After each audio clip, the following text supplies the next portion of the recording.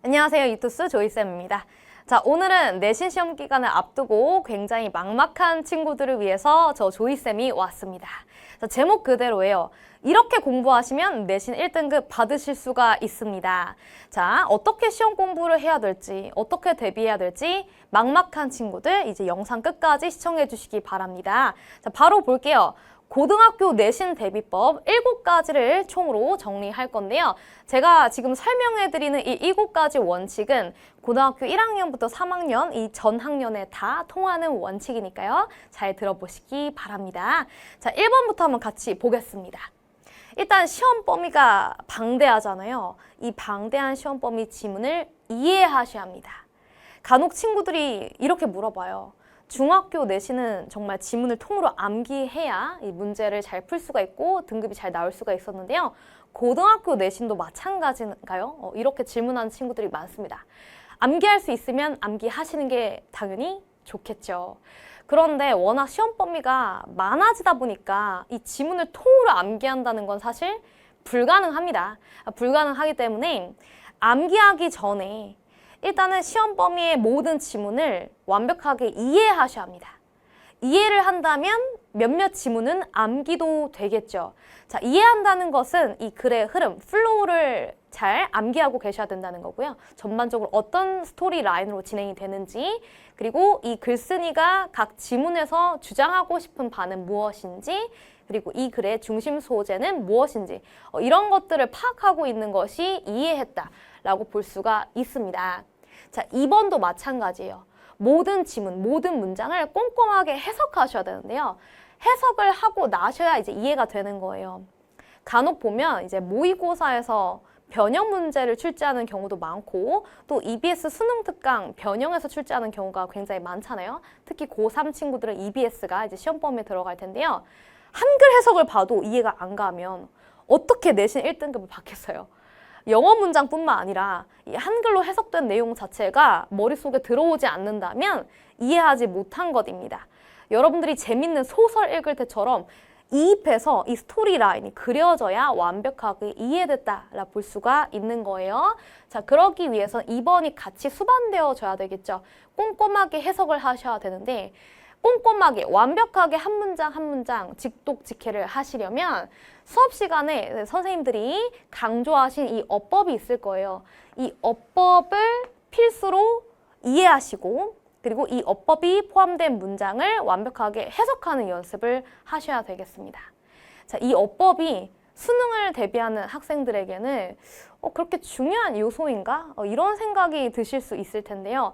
사실 수능 시험, 모의고사 이 유형을 보시면 어법 문제는 29번 한 문제밖에 안 나오잖아요.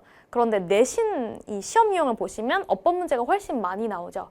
그러다 보니까 저는 내신파예요. 저는 수능파예요.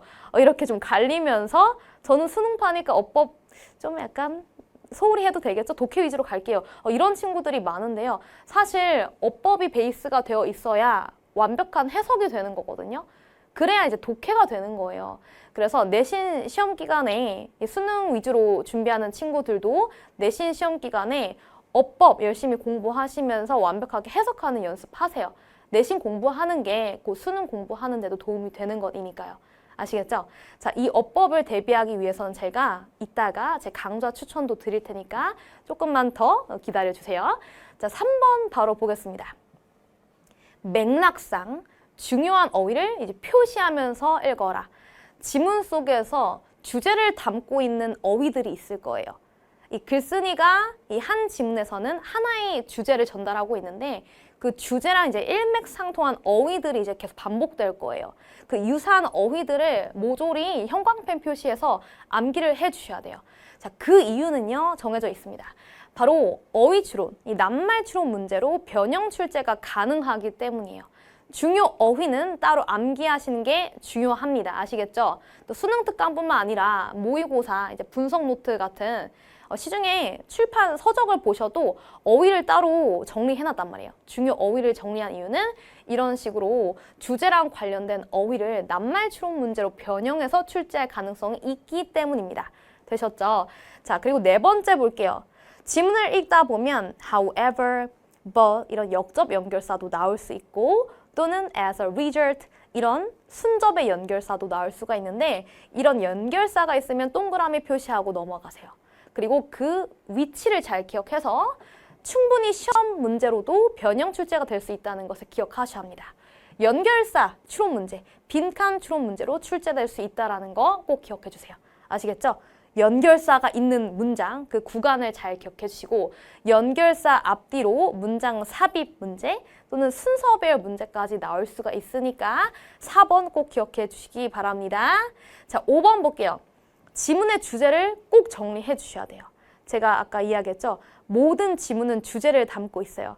글쓴이가 전달하고 싶은 바는 딱 하나예요. 그 하나, 포괄적인 내용. 너무 지엽적인 내용은 주제가 되지 않거든. 포괄적인 내용을 정리해 주시고 특히나 주제가 잘 드러나 있는, 담겨 있는 문장을 또 형광펜 쳐서 따로 암기해 주시기 바랍니다. 뭐 예를 들어서 당위성의 동사가 드러나 있다든지 또는 연구 실험의 결과가 드러나 있는 문장이 주제가 될 수밖에 없습니다. 아시겠죠? 주제 표시하라는 거예요. 그래야 이해도 되는 거예요. 자, 6번으로 갈게요. 글의 흐름을 정리해라. 흐름이라는 것은 이거 사건이 일어난 이후, 이 사건이 일어난 이후 나중에 B라는 사건이 또 일어났어. 이런 순서를 정리해 놓으라는 건데요.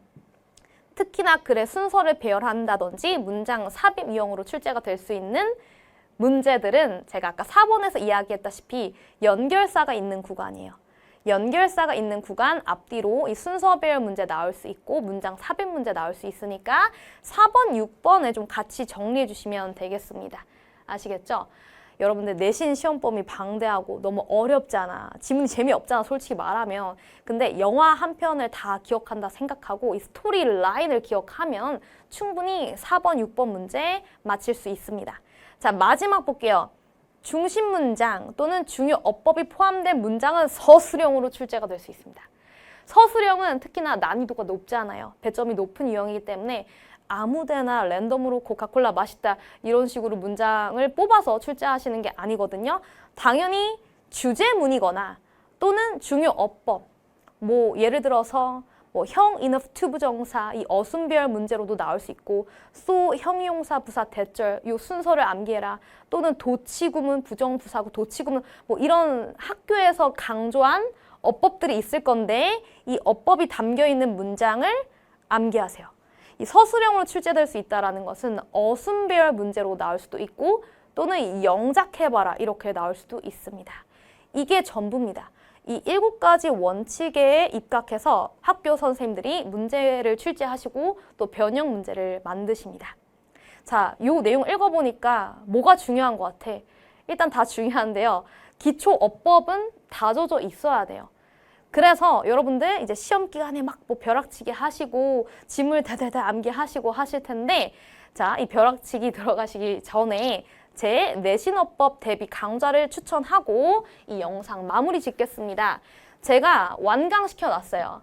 New 2024 So Easy Grammar라는 강좌를 내신 특화 어법 대비 강좌로 제가 개설했고 완강을 시켜 놓았습니다. 이 강좌를 모두 다 완강할 시간이 없다면 특히나 학교에서 추가적으로 찝어줬던 이런 문법 개념들이 있잖아요. 그 개념 위주로, 그 단어 위주로 선택적으로 골라서 수강하셔도 상관이 없습니다. 아시겠죠? 특히나 저는 분사 구문이 좀 어렵더라고요. 학교에서 설명하셨는데 제가 완벽하게 아직 이해가 안 된 것 같아요. 이런 친구들은 이 분사와 분사 구문 챕터만 수강해 주셔도 되겠고요. 또는 가정법. 가정법 볼 때마다 모르겠어요. 이런 친구들도 이 가정법 파트만 골라서 수강해 주시면 되니까요. 여러분들 시간 낭비하지 마시고 어법에서 많이 어려웠던 부분 제가 굉장히 디테일하게 자세하게 개념 설명을 해놨고 그리고 문제풀이도 같이 해드리기 때문에 꼭 참고해서 수강하시기 바랍니다. 자, 이 과정을 거쳐주시면 내신 1등급 전혀 어렵지 않겠죠? 공부하시다가 궁금한 점 또는 고민되는 점은 언제든지 Q&A 게시판에 남겨주시고 저랑 소통해 주시기 바랍니다. 자, 그럼 우리는 강좌에서 볼게요. 여러분 시험 기간 화이팅 하세요.